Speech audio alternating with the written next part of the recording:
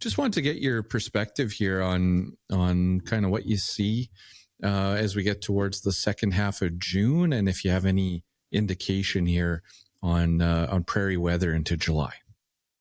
Yeah, for sure. So, next 7 days, there's a storm system that will move through and potentially drop some decent rains for areas across northern Saskatchewan and into Alberta. Not quite as active this week for central and southeastern portions of the prairies, but I do see late June, there is the potential, I think, the week 2 time frame, which will be between the 17th and the 24th or so. There should be some decent rain opportunities in there. And so some relief for areas that need some of the precipitation. I do think that as we trend back into early July, that could become a little bit more sporadic, especially for areas the further west that you go. Maybe not as widespread, maybe a little bit more hit or miss, with the best chances coming the further south and east that you go. So kind of a west to east divide, I would say, further into July. Okay.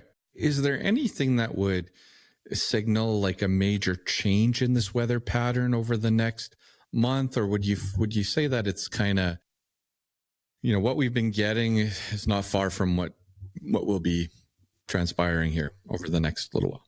Yeah, I think that generally it's a little bit more of the same. You might get a little bit more of kind of the rain and storm activity further south and east than what we've had.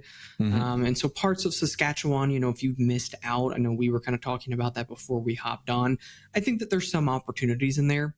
There's some potential for timely rains, but generally speaking, I do think that areas that have been a little bit drier, that have a little bit lower soil moisture, kind of stay that way.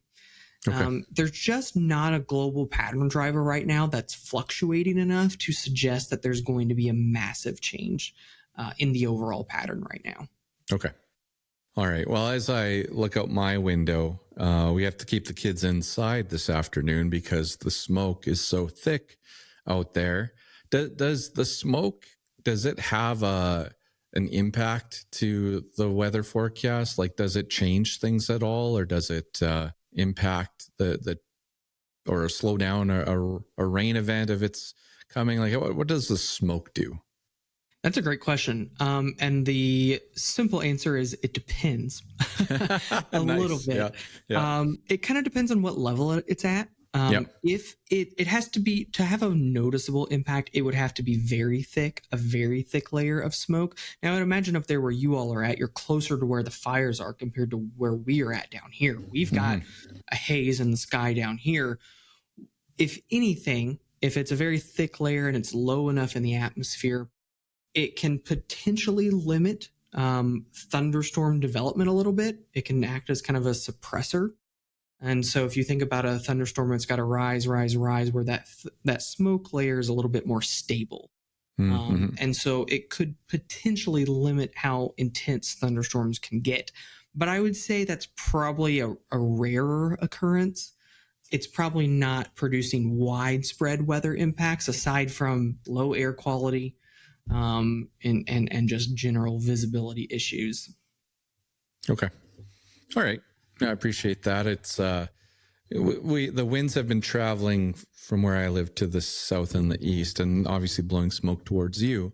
Sure. So we've been fairly lucky so far this year, but it's just starting to settle in a bit for us here. And where my in-laws live, they've been sending us a few pictures, and it looks like Armageddon there. Like it's just really crispy and smoke, and it does not look very fun. And that's only about 6 hours away. That's probably where it would impact things a little bit more, is when you have that type of a look, if you will. So, well, I've been taking a peek, and if you see John and Tyler in the lunchroom or at the coffee machine, just thank them for me, because I've been pestering you guys.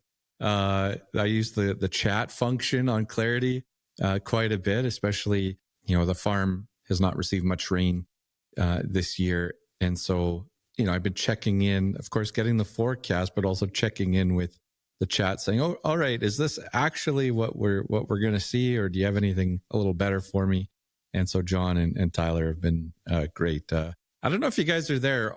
like 24 hours a day, but they seem to respond whenever I message. So there's pretty much somebody always here. So all right. At this point, John is here right now. Tyler should be in by now. He should be in by now. I'll go run him down before I head out today. There you go. All right. So I'm just looking here at the map as well. We've got future forecast. I'm looking at the 7-day rain forecast. It looks like Alberta, this episode will probably go later Thursday or Friday. So the rain events will either have started or be right around the corner. Looks like Alberta's got a pretty good chance. And even that northern Alberta, northern Saskatchewan, which would, fingers crossed, kind of calm some of the fire activity up there. So fingers crossed there. Brett, I wanted to ask quickly, when you're looking at the U.S. Growing season, there's been talk of, early on was, watch out for maybe some drought risk as the summer, started in the Corn Belt. Where are you guys at now from a forecast perspective in the U.S. and that Corn Belt? Yeah, for sure. That was not only the initial idea that analogs and pattern drivers had, but the data had it too. And the data keeps trying to bring it in. It keeps trying to suggest that it's going to happen, and it keeps just not rolling forward that way.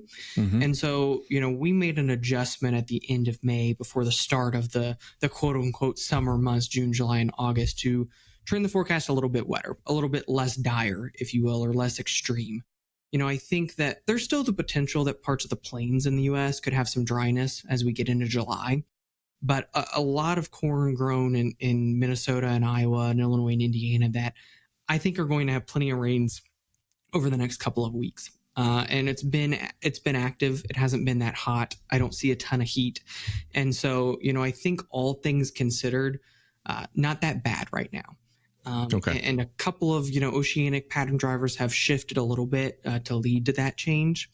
But, willing to say that we've trended from the initial idea. We've just turned it a little bit more active, kind of pushed some of the heat and the dryness further west. You talked about wildfire smoke in Canada. I'd watch out for the western half of the U.S. later this season as well, because it's starting to get pretty hot and dry out there too. Yeah, fair enough. All right, Brett. Well, appreciate you jumping on the show this week. Thanks for the update. And we'll see what happens from a rainfall perspective here this week. A lot of anticipation about what we could see, and fingers crossed that everybody listening gets what they need to keep the growing season flowing for us. So appreciate you jumping on. Yeah, thank you.